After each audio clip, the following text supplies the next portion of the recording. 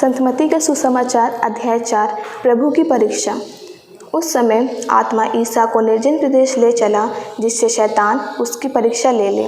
ईसा 40 दिन और 40 रात उपवास करते रहे। इसके बाद उन्हें भूख लगी और परीक्षा के पास आकर उनसे कहा, यदि आप ईश्वर के पुत्र हैं तो कह दीजिए कि पत्थर रोटी बन जाए। ईसा ने उत्तर दिया, लिखा है, मनुष्य रोटी से ही नहीं जीता, वह ईश्वर के मुख से निकलने वाले हर एक शब्द से जीता है।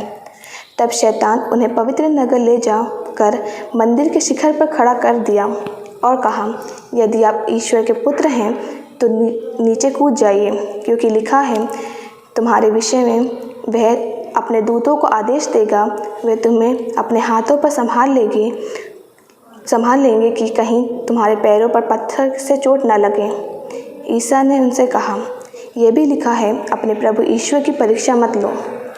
फिर शैतान उन्हें एक अत्यंत ऊंचे पहाड़ पर ले गए और संसार के सभी राज्य और अपना वैभव दिखाकर बोला, यदि आप दंडवत कर मेरी आराधना करें तो मैं आपको यह सब दे दूंगा। ईसा ने उत्तर दिया, हट जा शैतान, लिखा है, अपने प्रभु ईश्वर की आराधना करो और केवल उसी की सेवा करो।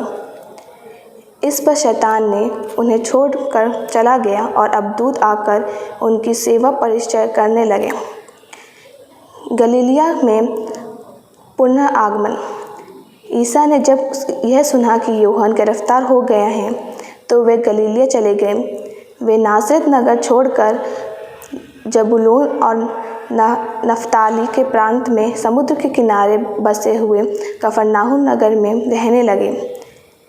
इस तरह नबी इसायास का यह कथन पूरा हुआ, जबूलून प्रांत, नफ्ताली प्रांत, समुद्र के पथ पर यरदन के उस पार, गैर यहूदी की गलीलिया। अंधकार में रहने वाले लोगों ने एक महित ज्योति देखी। मृतकों के अंधकारमय प्रदेश में रहने वालों पर ज्योति का उदय हुआ। उस समय से ईसा उपदेश देने और यह कहने लगे, पश्चाताप करो, स्वर्ग का राज्य निकट आ गया है। 4 मछुओं का बुलावा।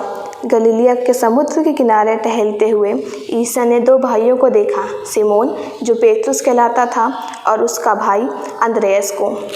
वे समुद्र में जाल डाल रहे थे क्योंकि वे मछुए थे। ईसा ने उनसे कहा, मेरे पीछे चले आओ, मैं तुम्हें मनुष्य का मछुए बनाऊंगा। वे तुरंत अपने जाल छोड़कर उनके पीछे हो लिए। वहाँ से आगे बढ़ने पर ईसा ने और 2 भाइयों को देखा, जबेदी के पुत्र याकूब और उसका भाई यूहन्ना को। वे अपने पिता जबेदी के साथ नाव में अपने जाल मरम्मत कर रहे थे। ईसा ने उन्हें बुलाया। वे तुरंत नाव और अपने पिता को छोड़कर उनके पीछे हो लिए। गलीलिया का दौरा। ईसा उनके सभागृह में शिक्षा देते, राज्य के सुसमाचार का प्रचार करते और लोगों की हर तरह की बीमारी और निर्बलता दूर करते हुए सारी गलीलिया में घूमते रहते थे। उनका नाम सारी सीरिया में फैल गया। लोग फिरंगी, लकवा आदि नाना प्रकार की बीमारियां और कष्टों से पीड़ित सब रोगियों को और अब्दूतग्रस्त को ईसा के पास ले आते और वे उन्हें चंगा करते थे। गलीलिया, देफातोलिस, यरूशलेम, यहूदिया और यरदन के उस पार से आया हुआ एक विशाल जनसमूह उनके पीछे पीछे चलता था। मत्ती रचित सुसमाचार अध्याय 4 का केंद्र बिंदु है प्रलोभन पर विजय प्राप्त करना। पद संख्या 1 से 11 में हमने सुना है कि शैतान ईसा की परीक्षा लेता है। 3 बार प्रयास करने के बाद भी वह विफल होता है। कहने का आशय है कि शैतान चाहे हमें कितना भी प्रलोभन दे, यदि ईश्वर हमारे साथ है तो हमें किसी बात की कमी नहीं।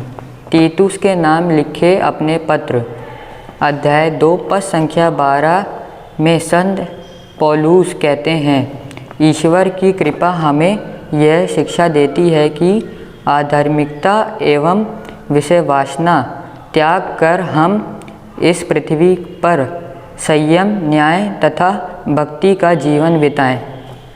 आइए हम भी दिन प्रतिदिन आने वाले प्रलोभन में संख्यामी बने, अपना जीवन मसीह पर केंद्रित करें, शैतानी संगति, बुराई एवं कुकर्मों से दूर रहें, पौलुस के समान कहें और विश्वास करें, यदि ईश्वर हमारे साथ है तो कौन हमारे विरोध है।